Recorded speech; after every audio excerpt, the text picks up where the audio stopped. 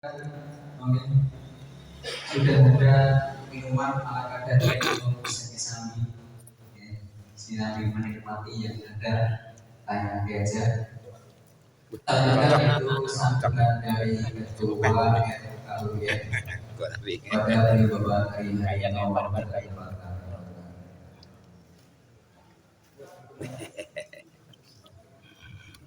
Weh, malah ditunggu gini. Waalaikumsalam.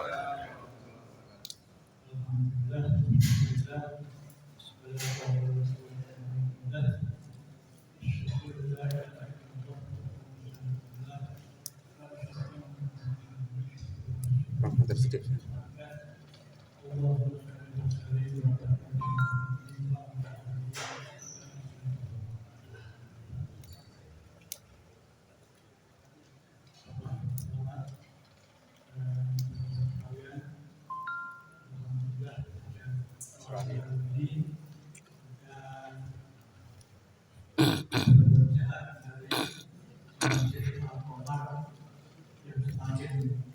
Indah. Oh ya Mekah lho. Itu Mekah yang ini kan udah tadi ya nak.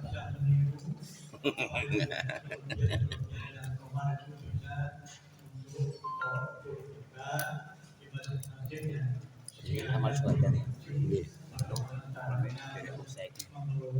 Pasipur. Pasipur ini kalau pasipur kalau Enggak.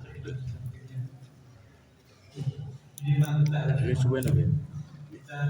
Pas umrah ya. potong 2019. 16. 2019 belum corona. Januari April corona semua. Budaya orang-orang yang membentuk agama yang jelas seperti itu. Saya mau cerita ini mau bulan Oktober. Mungkin kemarin bapak-bapak pada menaikkan bendera dengan siang atau satu siang. Besok itu hari angkatan bersenjata. 59 tahun yang lalu mungkin yang bisa cerita hanya orang yang berusia 70 tahunan. Kalau yang berusia 70 tahun bisa cerita. Jadi jangan dibayangkan 59 tahun yang lalu itu seperti sekarang. Kita bayangkan kalau 50 tahun yang lalu dan normal itu seperti tahun bulanan. Yang namanya kampung itu ya punya listrik hanya orang di pinggir jalan besar saja. Begitu 3-4 rumah itu tekanan voltase itu sudah turun. Neon nggak bisa hidup. Kelip-kelip Pak. Karena waktu pakai diesel jadi mesin pabrik. Pabrik PLN. Monggo Pak. Jadi lampu di jalan itu hanya 10 watt. Bukan 10 wattnya sekarang yang sini bukan, tapi lampu bening itu. Itulah. Tidak ada TV, tidak ada radio.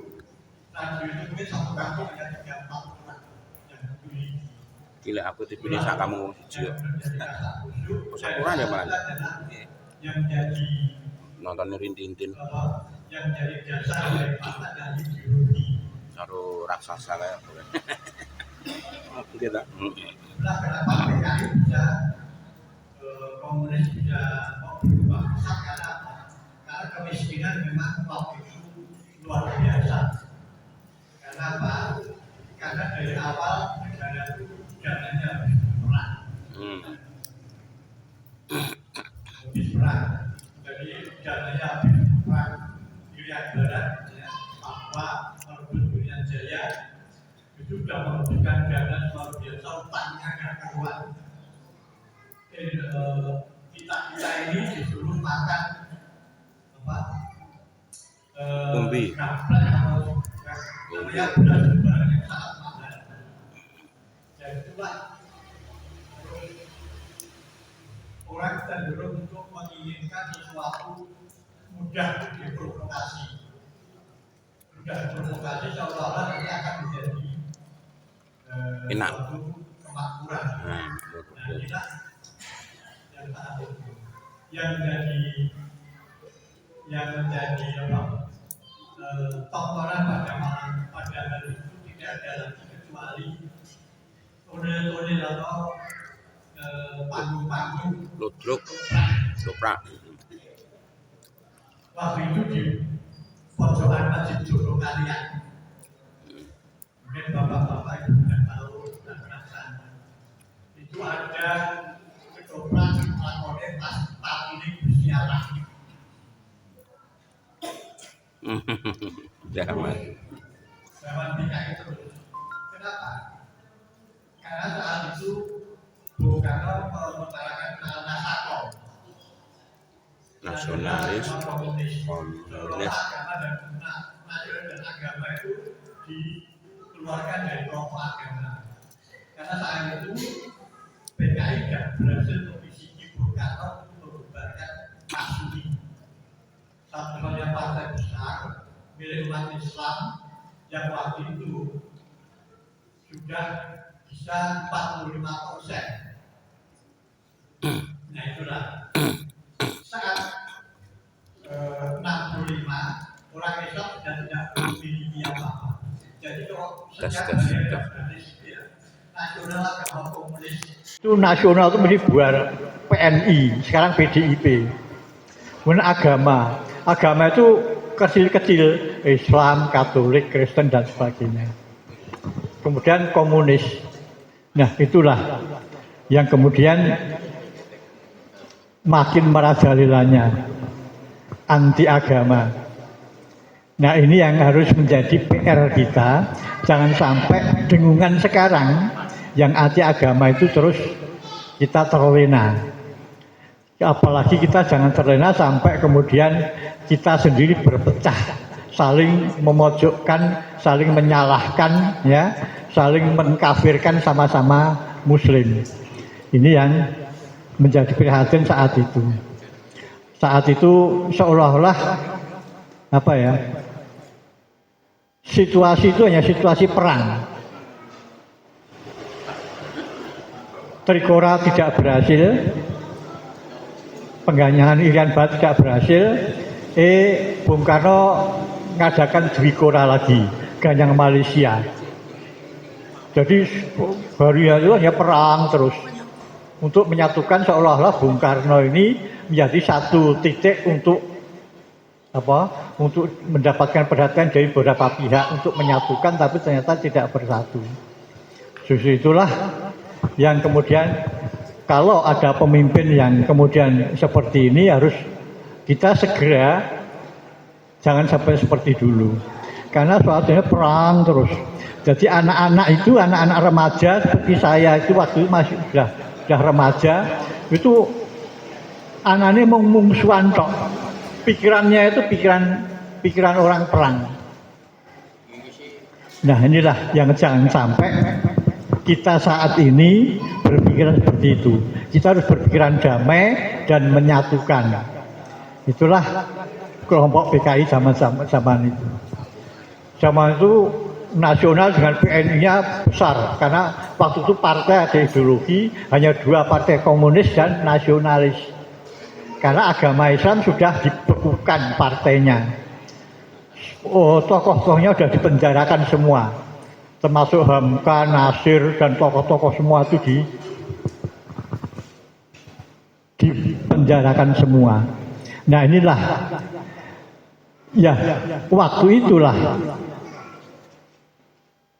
tentara memihak umat Islam karena apa? Karena saat itu memang berseberangan. Militer itu tidak setuju dengan perang lagi. Sudah Irian Barat ya, Papua, penyerangan Irian Barat gagal, mau perang lagi. Sehingga Angkatan Darat itu tidak setuju. Maka kemudian yang dikirim adalah marinir. Dulu KKO, sekarang marinir. Nah inilah. Nah untungnya mas seperti itu. Jadi saat meletusnya G30S itu yang namanya Jawa Tengah, Jogja, Klaten, Solo, terutama Klaten dan Solo, ini sudah yang namanya pembunuhan itu sudah luar biasa. Kemudian yang namanya jalan Jogja Solo itu sudah tertutup oleh tumbangan pohon. Semua pohon-pohon pinggir jalan ditumbang untuk memperbaiki jalan agar apa? Agar militer tidak RPKAD yang sekarang Kopassus, ya, itu tidak bisa menuju ke arah Klaten atau menuju yang dari Solo nggak bisa menuju ke Klaten atau Jogja gitu. Nah itu. Yang bisa mengatakan begitu, satu kampung itu mungkin hanya satu Kopassus, tapi mereka sudah bisa berkekuatan mengerahkan kita. Jadi kita tidak memiliki apa-apa, tidak ada persatuan karena sudah terpecah belah, nggak keruan umat Islam dipecah-pecahkan. Nah inilah, jangan sampai kita kembali dipecah lagi untuk kekuatan kita. Ya, ini yang harus kita terus laksanakan. Saat itu memang terpecah nggak keruan. Jadi waktu itu memang terus terang kita hanya bisa berdoa terus. Mungkin hampir semua kampung itu mayoritas adalah orang-orang komunis. Begitu mengerikannya, mereka sudah main apa ya? Dari sejak tahun 64 itu mereka sudah main kasar. Kebetulan saya waktu itu menjadi anggota PII, Pelajar Islam Indonesia. Ya, suka itu kok drum band gitu ya. Waktu itu kan saben sore saben hari itu hanya orang unjuk kekuatan. Nah, kebetulan kantor PII itu cabangnya itu berdekatan dengan kantor PKI. Jadi leher saya ini sudah pernah kena apa ya? Bukan juga, tapi dikalungi celurit. Kita apa? Kita baris gitu ya, mesti lewat depan kantor PKI. Itu mereka kalau sudah berhenti gitu, mereka ada ngalungi celurit, ngalungi rantai kapal, ngalungi pedang dan sebagainya. Itu situasinya seperti itu. Setiap hari mencekam seperti itu. Jadi makanya saat muda itu saya nggak punya rasa takut mati ya wes karepmu. Mungkin suatu situasinya seperti Palestina. Cuman Palestina itu mereka punya senjata api, kalau saat itu senjata api terbatas. Tapi ya itu tadi. Nah, saat 11 Maret ada demo besar karena Super Semar. Itu murid-murid sekolah dibubarkan karena gurunya takut. Itu saya pas depan saya itu sudah disabeti sama rantai dan sebagainya itu. Karena apa? Semua orang anak-anak PKI itu sudah jejer-jejer di tepi jalan, menantang semua. Betapa mengerikan waktu itu. Jadi jangan sampai sekarang terjadi seperti itu hanya karena kita lengah, mudah terprovokasi, itu saja. Waktu itu terprovokasi karena nggak ada hiburan. Radio itu hanya jam 6 sampai jam 12. Bukan. Radio itu hanya jam 6 sampai jam 9. Nanti jam 12 sampai jam 2. Nanti sore itu jam 5 sampai jam 9. Kecuali ada acara hiburan ketoprak atau acara hiburan wayang itu baru sampai jam 12 malam. Itulah waktu itu nggak ada hiburan sama sekali kecuali orang dulan-dulan itu ubiang dan apa mudah diarahkan. Nah sekarang sudah gitu. Kita harus waspada dengan anak-anak karena dengan kita sekarang situasinya sama, hanya berbeda zamannya, zaman HP ya. Sekarang ini sering anak-anak itu lebih percaya dengan HP daripada orang tua. Anak-anak itu lebih percaya daripada teman ya, daripada orang tua. Ini yang harus kita pandai-pandai untuk mengorganisir anak-anak untuk menjadi menjadi santri yang taat. Bagaimana kita menjadikan santri yang taat agar agar jangan sampai situasi mudah diprovokasi. Inilah. Jadi sebetulnya situasi itu sama saja, hanya zamannya yang berbeda dan peralatannya yang berbeda. Tapi mental anak sekarang ini sudah jauh. Kalau dulu mentalnya memang mental masih belum lama dari kemerdekaan, sehingga semangatnya masih semangat merdeka, semangat anti penjajah. Kalau sekarang banyak ngomongnya, tapi tidak banyak bertindaknya. Nah ini yang harus PFKUM ini jangan sampai kegelan sidik melipir gitu ya. Kalau ada sesuatu yang kira-kira tidak cocok dengan pikiran kita diskusikan dengan kepala dingin, dengan hati kita bersaudara. Jangan seperti zaman saya dulu, opo sidik. Karena apa? Zaman dulu itu, yang saudara kakak adik itu bisa lain beda. Yang zaman kakaknya atau adiknya itu bisa membunuh saudara kandung waktu itu. Satu PNI nasional, satu PKI komunis, satu agama. Saumah, padahal dulu kan anaknya mesti banyak. Dulu tuh anak itu mesti banyak. Jadi saumah itu lanang-lanang itu mesti beda ideologi, itu bisa berantem sama saya. Nah inilah keluarga memang harus diperhatikan saat ini. Jangan sampai dipecah belah seperti dulu. Ya, inilah yang menjadi pesan. Kalau diceritakan rampung-rampung. Kalau cerita soal PKI rampung-rampung. Tapi itu perbandingan saat itu, bahwa saat itu tidak ada hiburan apa-apa, kecuali hiburan yang dilaksanakan oleh suatu kelompok. Nah, kelompok PKI inilah yang mendominasi hiburan-hiburan, tetapi nadanya adalah nada yang anti agama, yang menjauhkan agama. Nah sekarang itu setelah PKI dibubarkan, yang muncul siapa? Yang muncul adalah misionaris Nasrani. Saya ini sekolah rakyatnya di negeri, tetapi ujian akhirnya di SD Kanisius, swasta tuh. Uang sekolah negeri, SD negeri, tapi ujian akhirnya di sekolah swasta Kanisius.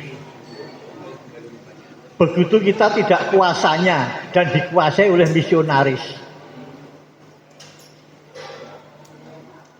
Yang namanya buku harian itu semua cetakan Yayasan Kanisius.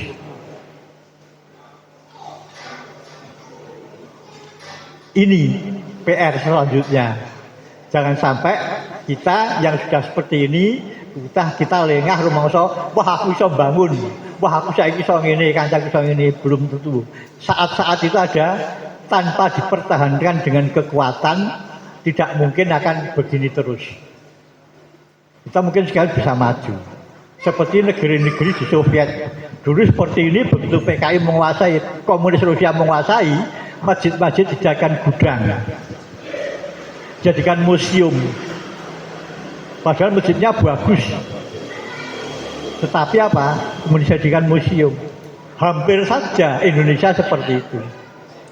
Alhamdulillah Allah masih melindungi kita. Maka mari kita pertahankan dengan segala kekuatan. Jadi saya kira demikian, sekedar kalau saya merasukan nggak akan rampung-rampung. Silahkan yang muda-muda untuk maju, biar yang seperti saya ini ngerungok. Saya senang kalau Anda saling berdiskusi, apa yang seharusnya dimajukan, apa yang seharusnya diprioritaskan, dan apa yang seharusnya ditindaklanjuti dengan semangat yang lillahi ta'ala. Demikian, Assalamualaikum warahmatullahi wabarakatuh. Waalaikumsalam warahmatullahi wabarakatuh. Demikian tadi sambutan dari Ketua FKWM, beliau Bapak Tri Haryono, tentang sejarah, ya. Kembali ke sejarah perjuangan Islam mempertahankan kemerdekaan menjadi tanggung jawab kita tentunya.